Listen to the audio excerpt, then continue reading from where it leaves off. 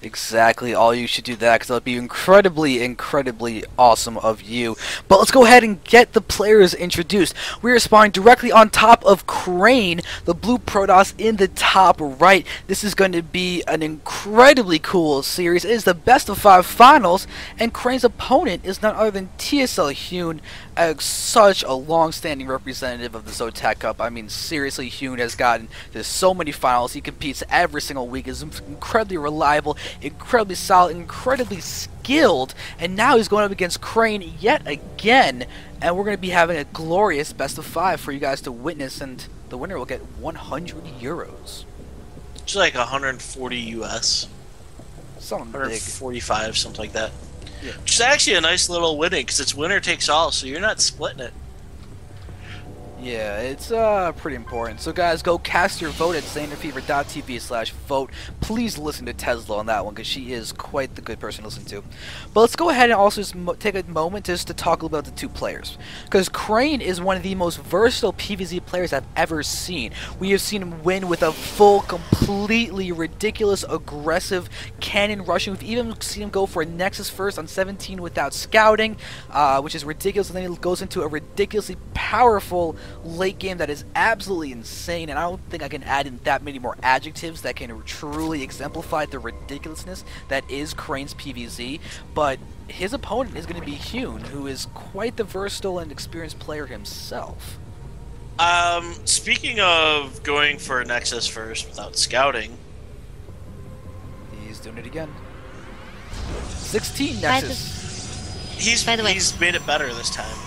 Just a little side note for you guys. 100 euro is actually about 125 UST at the moment. Oh, thought I was getting more value.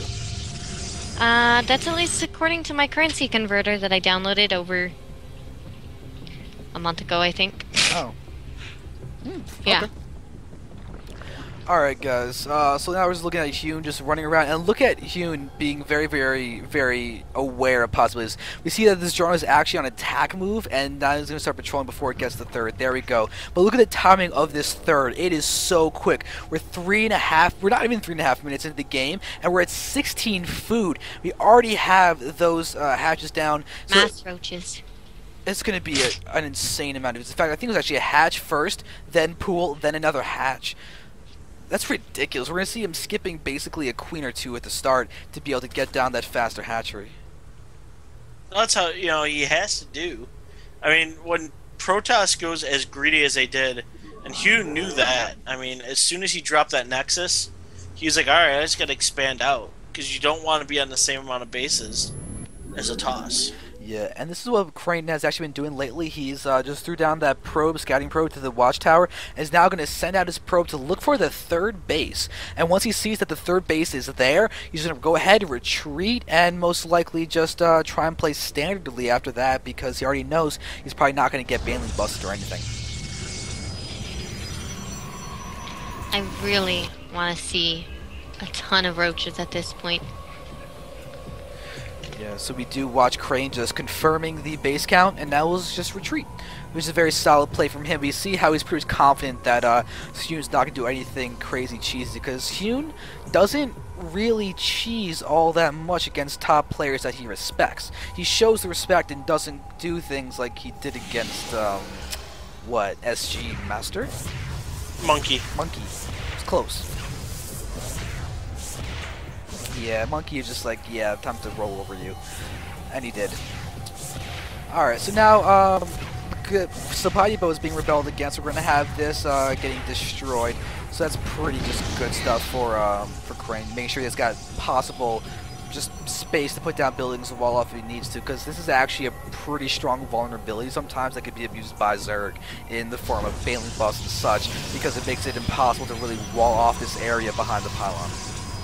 Yep, definitely.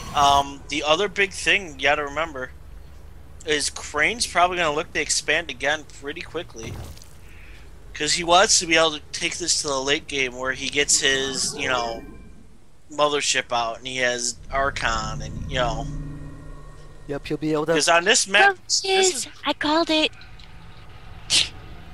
Yes. So Okay. happy. So remember that this is the map we saw the epic PvZ with him. he's had a few epic PvZs on a bunch of different maps. I mean, just think about his Terminus game against Lowly. That was. I still have it. Oh yeah, I have it marked on my YouTube as one of the best games ever. So if you guys haven't seen that game, you should go check it out because that's got one of the sickest endings ever. Absolutely ever. All right, so now we see the Twilight Council's down for Crane. We'll be able to see. He could go for. Oh, that is Dark Shrine. Oh wow! I just thought that was a. Okay, so we have a DT Shrine out from Crane. That actually could. Oh my goodness, that could pay off. That could push Hyun back into his base pretty handily. Yeah. And if he can kill 10 drones, that's going to make a DT worthwhile. Yep, we see a robotics facility going down too, so we could theoretically have a War Prism from the robotics facility, or we could just have a big Archon Immortal attack or something weird along those lines. But I would really like to see a War Prism and a DT drop, because he doesn't have any proxy pylons on the field at all. I would love to see a Warp Prism DT drop. That would probably make my day, honestly, because I've not seen one. And there's Blink as well, so... Yep, that'll just lead into a stronger follow-up. So we could actually literally see is Blink Stalker DT as well. Kind of functioning like Corsair DT in Brood War, functioning just to follow similar roles. Oh, I loved Corsair DT. Yeah. Oh, that was so annoying. You're Zerg and we were Protoss. Oh, whatever. Zerg's where it's at. And here come 3 DTs. Oh, he's got an Overseer! Oh, Hyun. You are so Gosu. Oh, please move the Overseer. Oh, no. Oh, my God. Oh, the Overseer is going to miss. The main. 1. Alright, and now 2. Oh, but we've got the DTs now engaging 3, in the main and the third base. Oh, that's really, 4, really... 5, 6, 7, 8. So right now this DT is doing a good bit of damage, just targeting down some drones specifically, and with this... He's got 9 kills, so that's actually really well off. Only about another 2 one. of those? Yeah, 10. Only about 2 of those were not drones. Yeah, we've got 13 workers that have been killed so far, which is very solid. So Crane does a good bit of damage, but I mean, in the end, Hyun still has a 4th base up, and it's going to be very, very solid. And with Crane moving around, just getting out his moral count, we're actually going to see that, is Hyun going to go for another base, or is that just transferring to the top left? That may just be transferring to the top left. Do not know, but there's no spore crawlers or anything, no spores, no spines, it's just Overseer. Spire. So we're gonna get muted. I like that. Crane's going for a 3rd base right now. I like the fact he's going to mutas, because there's no Templar archives on the field. It's pure gateway, and the upgrades are a little behind for Crane from where they could be. So I think mutas, if they get devoted to, we have 4 bases, all with their gases saturated. We have just a huge, huge, huge muta cloud coming in, and then Broodlords coming in. You could just take the game with that. And here comes another Warp Priz. Yep. I do love me my Warp... Wow, 12 roaches, though. On the way for Hyun. Hyun's gonna go aggressive. Yeah, and his +2 missile attack has also started as well, so we have an opportunity to go for a whole lot of upgrades. Now, is Crane pushing out with the... No. So let's say... Alright, so now the Warp Prism's coming along at the bottom, but there are a couple DTs that were trying to be warped in. They did get warped into the pylon, but they're just going to be retreated back, and we're going to see actually what looks like 3 DTs and a Zealot. 4 DTs... Or 3 DTs, yeah, 3 DTs and a Zealot. So they're going to use the Zealot as the candy, as we will. Go, oh, look at him! And then the other DTs are going, schwank! Right through your whole mineral line. Yeah, that creates a bad situation for the Zerg. But now we're going to see that Hyun's going to go ahead and start attacking the 3rd base. And there is that attack going down. We have the DTs already getting dropped. Oh man, oh, 2 queens gone already. 3 queens. Yeah, and now all of those thrown. Yeah, and the attack gets repulsed at the 3rd base of Crane with some great just management of that army. We have the Zealot and the DT getting picked off. And now with that Warp Prism, looks like that harass is going to end. But the thing is... What? 24 drones killed in total so far. Yeah, but now we have 22 Lings and 19 Roaches being made, which will max Hyun out. And Hyun's going up to the second here. Maybe he's going to go ahead and start engaging, but there are 3 Immortals in the mix. Make that 2 Immortals in the mix. We have a bunch of forces being thrown down, just disrupting the concave of those Roaches, but they're doing damage. And even though Hyun has taken so many, let's just look at how much has been killed by Crane. Hyun is still managing to be 40 food ahead. This is ridiculous. That was only a 10 macro. food loss, actually, for Crane. Crane was at 140, and he was down to 130 at the end of the battle. So that's a phenomenal, My God.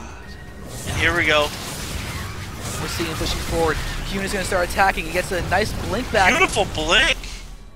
Yep, the blink does get a lot of those Zogs into a much better position, so Hyun is now just being straight up annoying.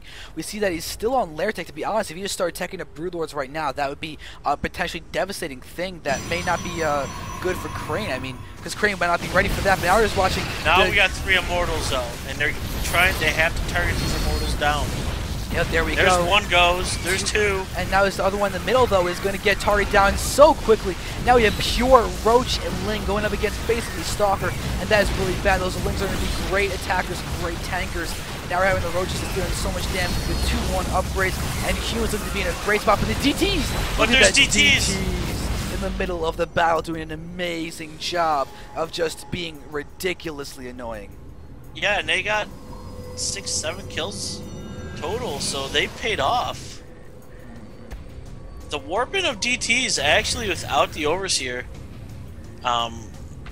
hurts. I mean, Hyun's got to think about that in the back of his head, really, saying, yeah. Yeah, but you have to remember, when Hyun has had his Overseer there, the Stalkers just target it down, which is a brilliant play by Crane.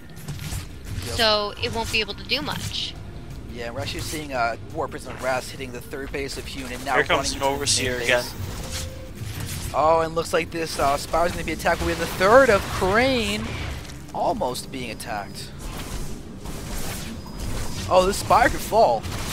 I'll be a The Spire is going to fall because there's DTs there. But there's transfuses from the Queen. That Spire is going to survive. Wow, it's a hugely important save for Hyun to keep that alive. I mean, now he's going to be able to switch in and go for Broodlord tech or whatever he wants. But I mean, and here comes Hyun, really just trying to be annoying. Oh, well, we have so much Ling Roach going to be in the mix. We have a DT in the front that will go ahead and get picked off very quickly. The Overseer's gone. The Overseer dropped again, so yeah, no, that DT's going to just end up cleaning up quite a bit, or those DTs are. 3 DTs. But there are so many Roaches. There is just so little. Oh my God, we have 4 DTs now. We just have pure DT basically keeping Crane alive at this point in time. But I just can't imagine why Hyun hasn't gone for either a 5th base or going for Greater Spire, one or the other. Because right now we see Crane is staring at. He's going for Numinized Carapace, so he's going for drops. He should be getting Vengeful Sax first thing, because Vengeful Sax takes half the time of Pneumatized Carapace. Oh, for double the time of Pneumatized Carapace, sorry. True. I mean, generally when you see one, you see the other. But there's no Vengeful Sax, which is weird. No, so that's weird. Well, maybe he's just going for Speedy Overlords? Speedier Overseers. Yes. Oh, why did he get the 2? Oh, he's got... Why do you have 2 Corruptors? Colossi? Maybe. Sorry, go. Oh, he picked off the... Wow. Yep. So now you can't warp in any more Stalkers. Yeah, Cybernetics core is down, and we're having the DTs kind of moving forward and attacking. Just doing such a good job, but the Overseer is no longer there or anything. But without the Cybernetics, we're having pure basically Zealot DT game, where then there is the Overseer coming back. Gets picked off yet again. A few Stalkers blinking forward, but still, the DT count is gone. GG gets called. Hyun will be taking game number 1 in incredible fashion. Very nice game. And we're going to be moving on to game number 2 in but a moment. My God, we are in for a great finals of the Zotac Cup, guys. Thank you so much for coming in. The 53rd Zotac Cup. You can always go to Zotac-Cup.com for interested in getting into these tournaments, because these are looking like incredibly good games. The DTs were just doing so great.